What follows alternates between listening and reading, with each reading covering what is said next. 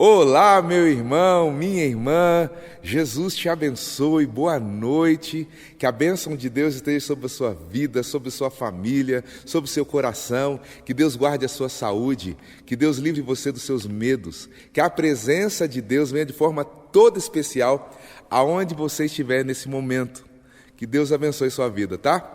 Eu quero começar esse tempo de culto e quero usar o texto do Salmo de número 95. Eu vou ler os 3 primeiros versos. Diz assim: venham, vamos cantar ao Senhor, vamos aclamar a rocha da nossa salvação. Vamos chegar diante dele com ações de graças e cantar a ele salmos de louvor, pois o Senhor é o grande Deus, o grande Rei acima de todos os deuses. Ele é o nosso Deus. A Ele glórias e louvores. Irmãos e irmãs, meu amigo, minha amiga, eu queria convidar você a, nesse tempo de celebração, de adoração, a ofertar a Deus o melhor da sua vida. Eu queria convidar você, independente onde você esteja, seja no trabalho, seja você esteja com o celular na mão, em casa, sozinho, acompanhado, na sala, que você possa adorar a Deus nesse momento. Quero convidar você a cantar louvores junto com o nosso grupo e que, em nome de Jesus, que o Ministério de Louvor possamos unir com os nossos irmãos do Ministério de Louvor, adorando e bendizendo ao nosso Deus. Vamos participar desse tempo em nome de Jesus.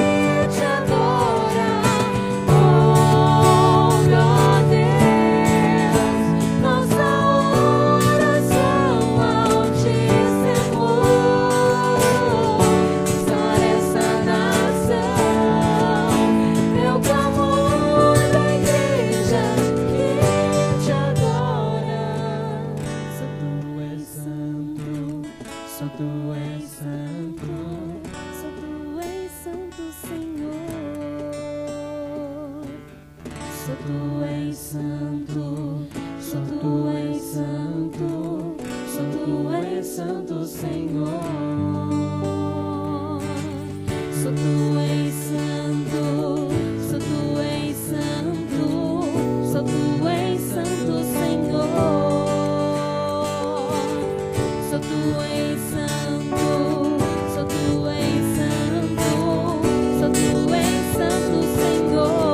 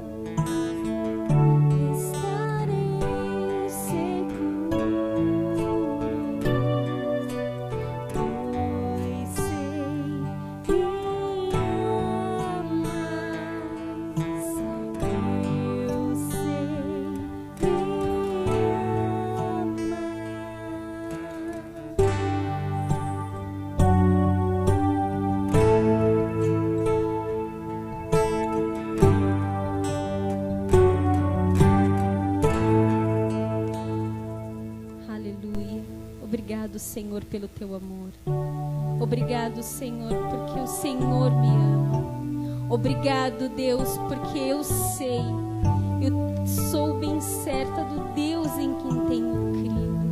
Um Deus de promessa, um Deus de amor, um Deus de justiça. E nós te louvamos e te agradecemos, Senhor. O Senhor merece toda a honra, toda a glória e toda a adoração, Pai. Deus, eu sei que quando tudo acabar, eu estarei contigo para a eternidade. E isso, Deus, é motivo de eu te louvar. Isso é motivo, Deus, de eu te adorar neste dia. Mesmo diante de tantas coisas, mesmo diante do caos, mesmo diante de um óbito, eu posso crer e saber que quando tudo isso acabar, eu estarei segura contigo, Pai. Isso me dá força para viver, isso me dá força para continuar. Obrigado porque a tua palavra não volta vazia. Obrigado porque as tuas promessas são reais em nossas vidas, Pai. Tu és adorado e exaltado entre nós. Desperta, Senhor, o teu amor dentro de nós a cada dia. Desperta, Senhor, a tua misericórdia em nós, Pai, para que possamos, Deus, diante de tudo isso, Senhor, sermos tratados por Ti, Te adorar e termos empatia pelo nosso próximo, nos ter misericórdia, sentir a dor do nosso próximo, estender a mão, Senhor. Nos ajuda, Pai, a sermos parecidos contigo. Nós Te louvamos e Te adoramos. É no Teu nome, Jesus, que eu oro. Amém.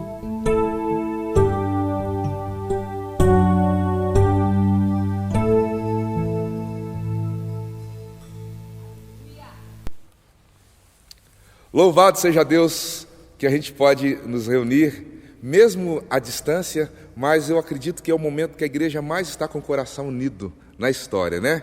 Que bênção, que privilégio. Vamos meditar na palavra?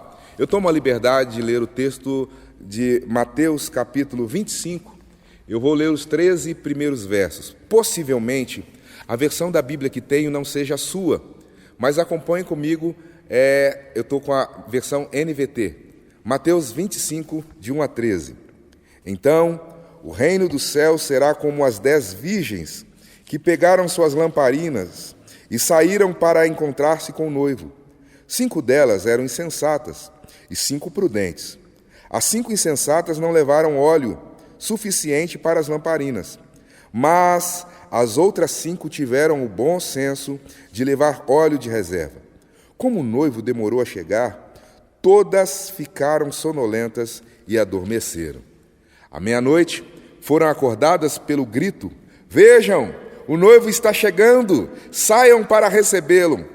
Todas as virgens se levantaram e prepararam suas lamparinas. Então as 5 insensatas pediram às outras: "Por favor, deem-nos um pouco de óleo, pois nossas lamparinas estão se apagando." As outras, porém, responderam: "Não temos o suficiente para todas. Vão e comprem óleo para vocês." Quando estavam fora comprando óleo, o noivo chegou. Então as 5 que estavam preparadas entraram com ele no banquete de casamento e a porta foi trancada.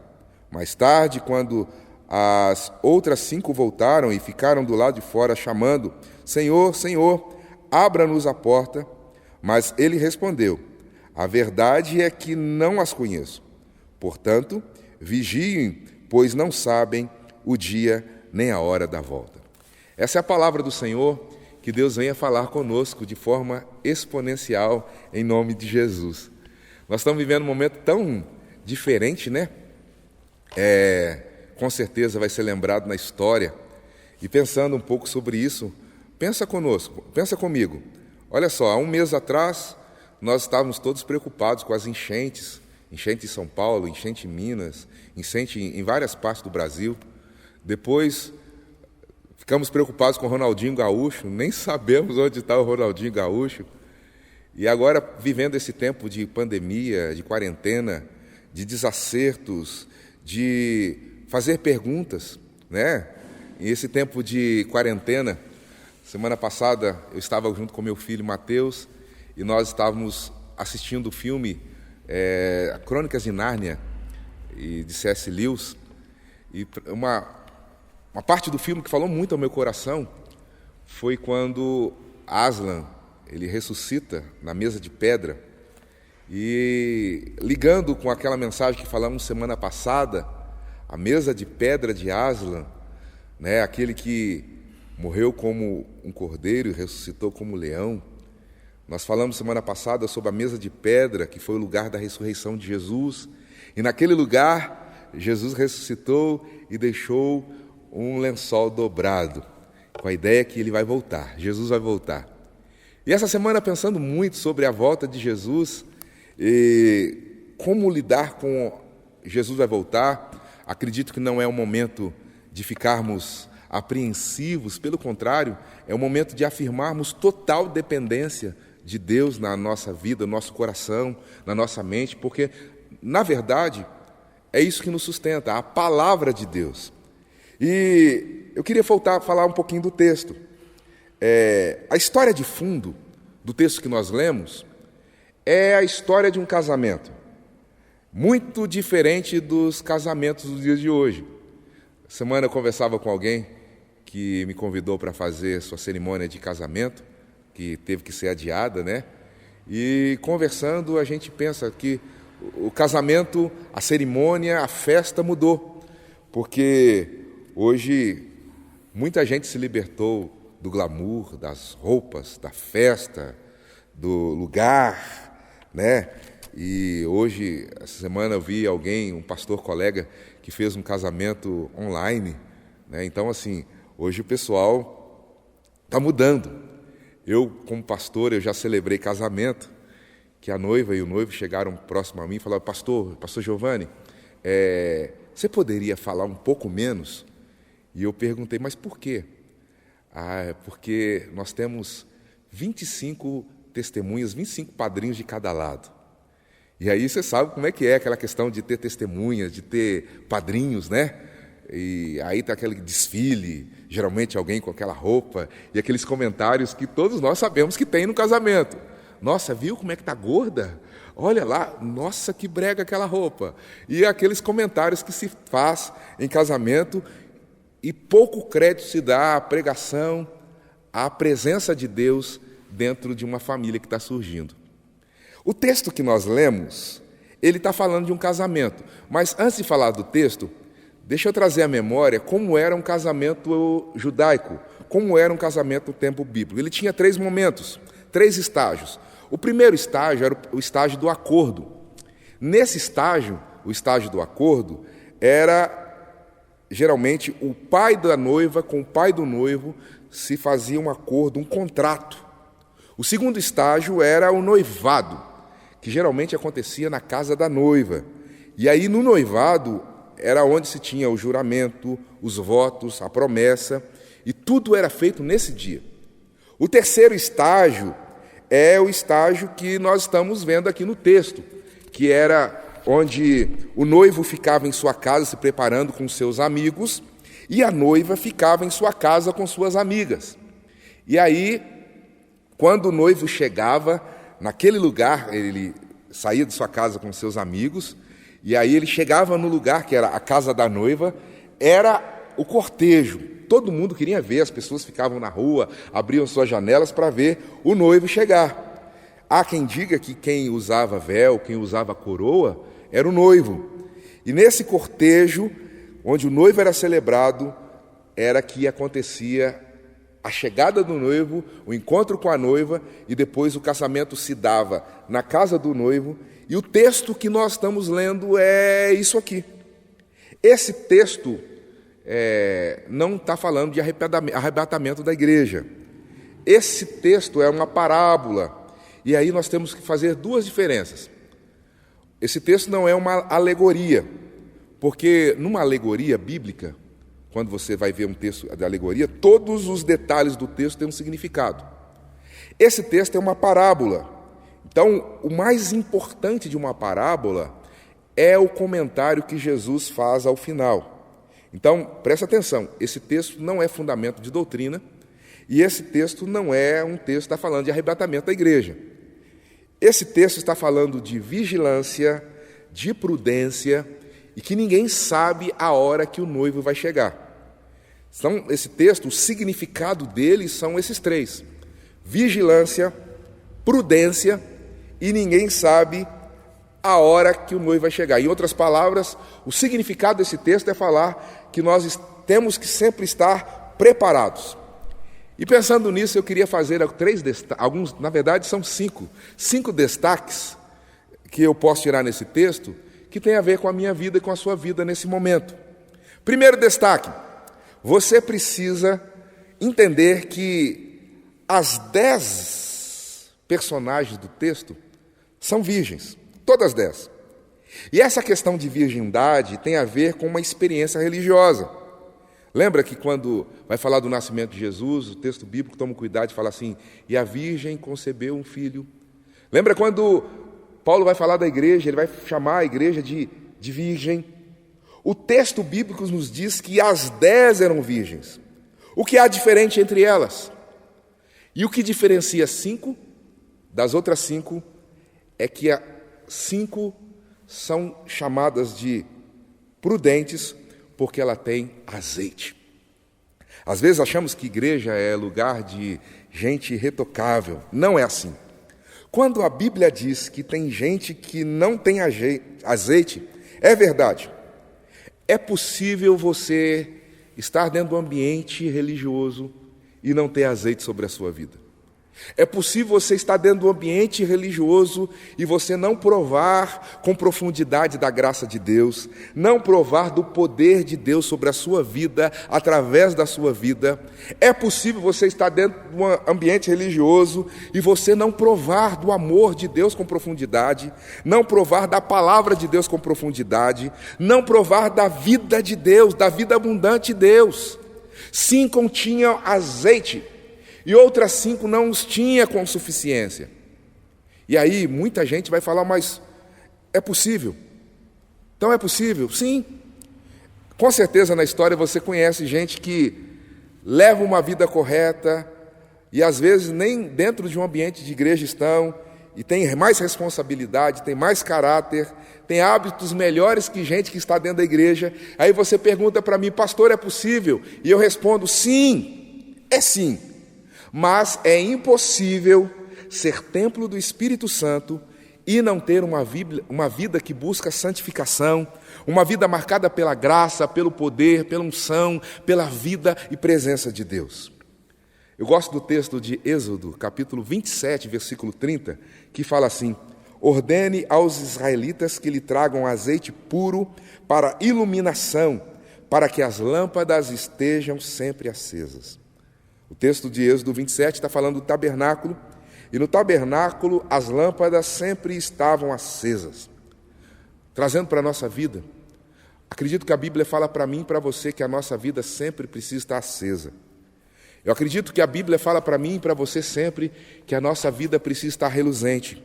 Eu preciso, você precisa que a lâmpada de Deus alumie a sua vida, alumie a sua mente, alumie o seu coração. Não é o endereço da igreja que você participa, não é o sobrenome que você tem, não é se você é rico ou se você é pobre. A diferença é se você é cheio ou não do Espírito Santo, se você tem azeite ou não tem azeite. Segunda ideia, segundo princípio, sabe quando é que revelamos quem de fato somos? Nos momentos de crise.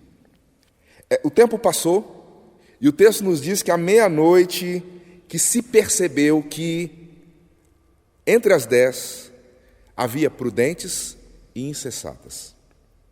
Períodos de crise semelhante a esse que nós estamos passando é que vai revelar quem somos de fato. A firmeza da sua experiência com Deus. Em períodos de crise é que a experiência que você teve ou tem com Deus que vai revelar quem é Deus na sua vida e que vai revelar quem é o Deus que você serve. Vai revelar quem é você.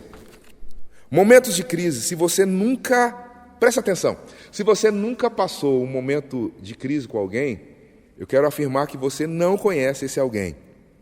É quando você está indo, a ideia é mais ou menos assim, quando você está indo para o monte, e aí está você e está o Isaac. E aí alguém pergunta, cadê o sacrifício? E aí você vai responder, Deus proverá. Deus proverá. Momentos de crises revelam quem é o seu Deus. Momentos de crise, através das suas atitudes, vai revelar quem é você. É em momentos de crise que você vai descobrir quem você é de fato e qual é o tamanho do seu Deus. Terceira ideia, comunhão com Deus é pessoal, intransferível. Presta atenção aqui. Se você não aprendeu nada comigo hoje, eu queria que você gravasse isso. No momento da angústia, as insensatas viram para as prudentes e perguntam para elas assim, olha, dai-nos um pouco de azeite. E aí você sabe a resposta. Não vai adiantar, no momento de crise, você pedir ou transferir experiência com Deus de outra pessoa. Eu gosto muito da história do rei chamado Manassés na Bíblia. O pai dele era crente, a mãe dele era crente.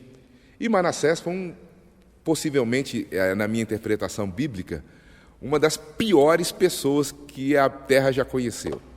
Porque mesmo tendo o ensinamento de Deus, esse homem vivia uma vida totalmente distante de Deus. No final da vida de Manassés, ele faz uma oração até engraçada. Ele ora assim, Deus de papai, Deus de mamãe, tem misericórdia de mim. Na vida, nós precisamos entender que comunhão com Deus é pessoal. Meu irmão, minha irmã, você precisa ter uma experiência com Deus. Você precisa ter profundidade com Deus. Deus precisa ser real na sua vida e em sua história.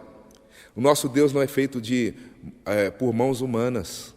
O nosso Deus é um Deus de relacionamento. Repito, o nosso Deus é um Deus de relacionamento. Se talvez alguém começa e vai perguntar para você, se eu lhe perguntar, qual foi a sua última experiência com Deus? E talvez você chega para mim e vai responder assim, olha, a minha última experiência com Deus foi na minha adolescência, lá naquele acampamento, o preletor foi fulano de tal, na hora que tocou aquela música. E se você hoje é uma pessoa madura, talvez você é um homem que já é um homem maduro, tem alguma coisa que se perdeu na sua vida.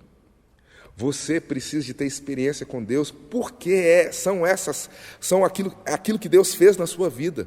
Por isso nós participamos de culto, por isso nós oramos, por isso nós louvamos a Deus, por isso nós temos tempos de meditação com Deus, para que momentos de crise, para que momentos difíceis da nossa vida, a experiência possa nos fortalecer e a palavra de Deus ser o nosso alicerce, a nossa base. Quarta ideia, duas coisas. Primeiro, todo mundo conhece gente que chega para mim, chega para você e fala assim, olha, não se preocupe, na hora eu vou resolver. Talvez aquele filho que a mãe chega e fala assim, filho, vai estudar. E o filho responde, mãe, fica tranquilo, na hora da prova eu vou bem. Talvez o sócio que não providencia, não planeja. Agora, em questões espirituais, de natureza espiritual, não se resolve assim. A Bíblia fala, e com certeza, que quando a arca de Noé foi fechada, pessoas ficaram para trás. Naquilo que tange a natureza espiritual, o tempo é hoje. Aquelas 5 insensatas, elas não tinham noção que o tempo era agora. O tempo é hoje.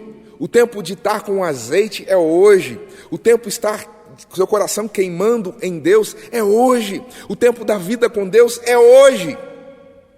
Quinta ideia.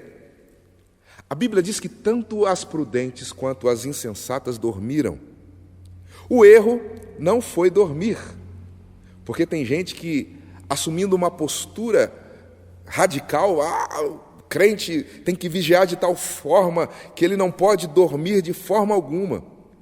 E o texto não faz nenhuma crítica a elas terem dormido. A Bíblia diz e me mostra que Deus não nos chamou para ter uma vida estranha, como se fôssemos extraterrestres. Nós estamos no mundo, mas não somos do mundo. Mas nós somos chamados para participar do mundo com uma identidade diferente. Onde o cristão é chamado para ser luz, você é chamado para ser luz na arte, na política, na saúde, aonde Deus inserir você. Em nome de Jesus, preste atenção. O cristão é chamado para fazer parte desse mundo, mas com um raciocínio diferente. Diferente de gente que não perde o equilíbrio, de gente que tem sabedoria para distinguir o certo e errado, de gente que entende que a alegria do Senhor é a nossa força, de gente que entende que ser prudente é um chamado de Deus, de gente que entende que está faltando azeite e eu preciso de colocar mais azeite na botija. Talvez esse tempo tenha sido um tempo onde, como pastor, a gente sempre ouve: olha, pastor, eu não estou tendo tempo para ler a Bíblia, eu não estou tendo tempo para orar. Talvez é o tempo que Deus preparou para você crescer. É um tempo que Deus talvez tenha revelado a você que está faltando azeite. Busque tempo com Deus, busque conhecimento da palavra, busque ser cheio do Espírito Santo. E aí, em nome de Cristo, eu quero falar para você, vai ser muito bom para você. Eu tenho recebido mensagens, pessoas ligam, a gente conversa: pastor, o que você acha que está acontecendo agora? Será que Jesus vai voltar? Eu creio que vai voltar. Mas o que vai acontecer? O que vai ser da minha empresa? O que vai ser da minha vida? O que vai ser da minha história? E eu quero falar, você não entendeu ainda. O dono da sua empresa é Jesus Cristo. A fonte dos seus recursos é Jesus Cristo. A fonte da sua vida é Deus. Deus quer que você esteja totalmente dependente dEle. Por isso eu queria orar com você. Nós vamos ouvir um louvor que eu queria que seu coração estivesse assim orando. E você pudesse pedir: Deus, revela para mim áreas que eu preciso de crescimento, de maturidade. Revela para mim, Senhor, onde está faltando óleo na minha vida. Revela para mim, Senhor, onde está faltando presença do Senhor na minha vida. Em nome de Jesus. Vamos ouvir esse louvor.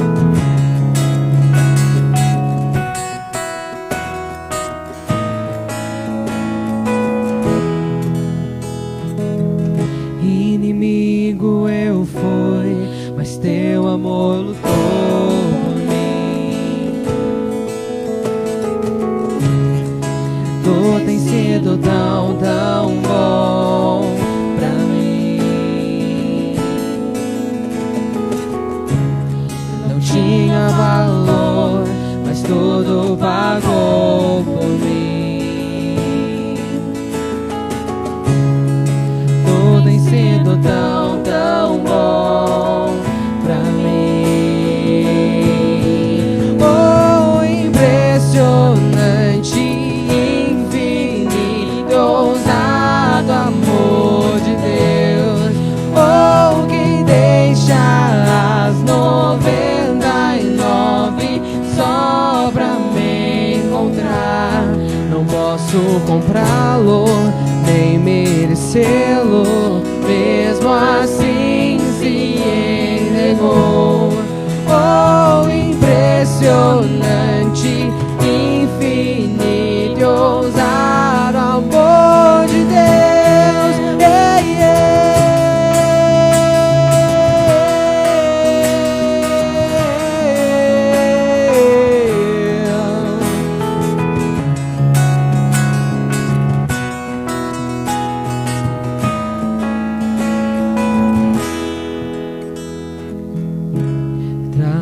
para as sombras, escala montanhas pra me encontrar. Derruba muralhas, destrói as mentiras pra me encontrar. Traz luz para as sombras, escala montanhas pra me encontrar. Derruba muralhas, destrói as mentiras pra me encontrar. Traz luz para as sombras, escala montanhas pra me encontrar. Derruba muralhas, destrói as mentiras pra me encontrar. Oh, impressionante, infinito, ousado amor de Deus. Oh, que deixa as 99 só pra me encontrar. Não posso comprá-lo, nem merecê-lo, mesmo assim se entregou. Oh, impressionante, infinito, ousado amor de Deus. Yeah, yeah.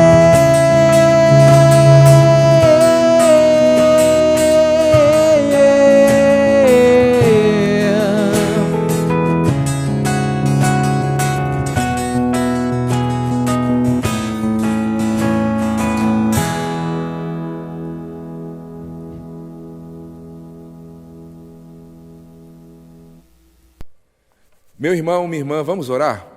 Pai de amor, eu quero, junto com meus irmãos, com minhas irmãs, com meus amigos, com cada pessoa que foi atraído a ouvir esse culto hoje pela noite, que cada um pudesse provar da bênção, da graça, da misericórdia, da fidelidade, do amor do Senhor onde estiverem, Deus.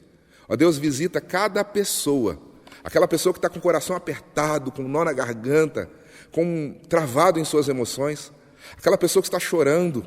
Ó Deus, visita, Deus, meu irmão, minha irmã, que está tão preocupado.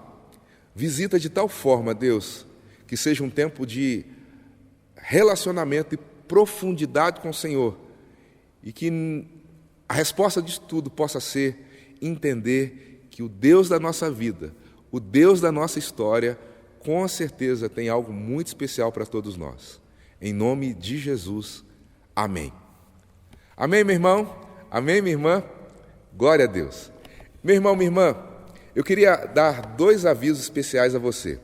O primeiro aviso é o seguinte: a nossa escola bíblica dominical, ela está acontecendo a partir de hoje de forma única. Então, você em todos os grupos da igreja, a partir de hoje, está sendo dividido, na verdade, está sendo entregue a nossa escola bíblica online. Então, cada semana, um dos nossos professores vai estar ministrando, estão preparando com muita graça, com muito amor, e é mais uma forma para você não ficar desconectado, e com certeza vai ser alimento espiritual para a sua vida. Segundo é que hoje, o terceiro domingo, é o dia onde nós separamos como família da fé para devolver ao Senhor nossos dízimos e as nossas ofertas. Vai aparecer aqui as contas da igreja, e se você tiver alguma dificuldade, você pode entrar em contato também com a nossa irmã presbítera Priscila, o telefone dela vai aparecer aqui também, e também com o nosso irmão presbítero Ronaldo. Ambos podem arrumar uma forma de você passar o seu dízimo, a sua oferta e a sua oferta missionária, tá bom? Eu quero orar consagrando ao Senhor os nossos dízimos, nossa oferta, as nossas ofertas, as finanças da igreja, colocando nas mãos do Senhor, e aí também já agradecendo a Deus pelo momento tão lindo que Deus tem nos abençoado como família, como igreja, né? Deus tem dado esse coração de fidelidade no meio da nossa igreja. Louvado seja o nome do Senhor.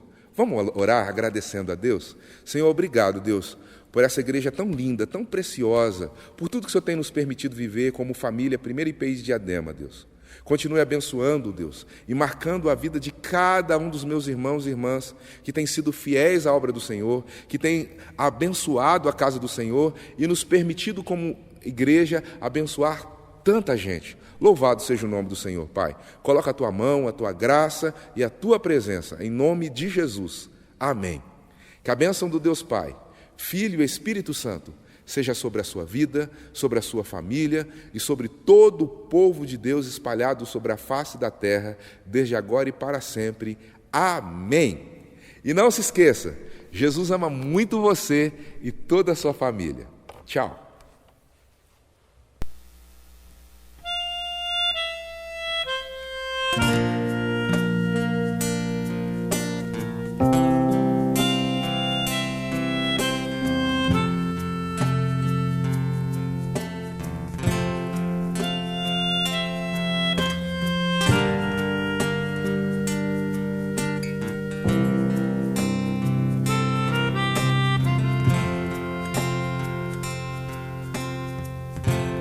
Não há Deus maior,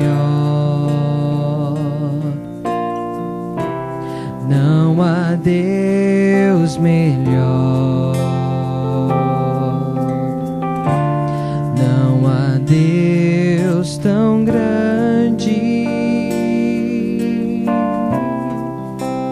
como nosso Deus. Não há Deus maior, não há Deus melhor,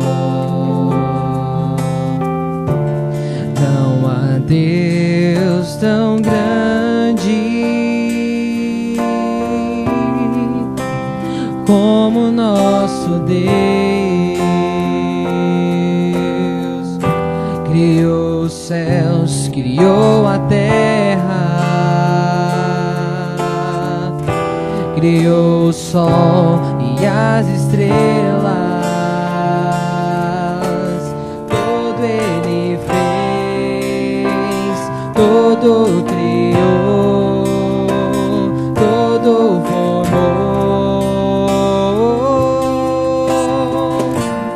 Para o seu louvor, para o seu louvor, para o seu, para o seu,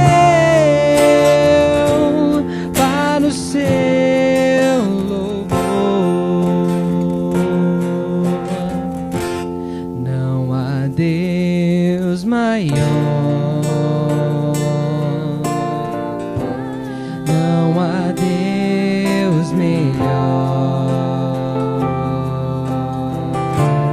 não há Deus tão grande como nosso Deus. Criou os céus, criou a terra, criou o sol e as estrelas, todo Ele fez, todo criou, todo formou.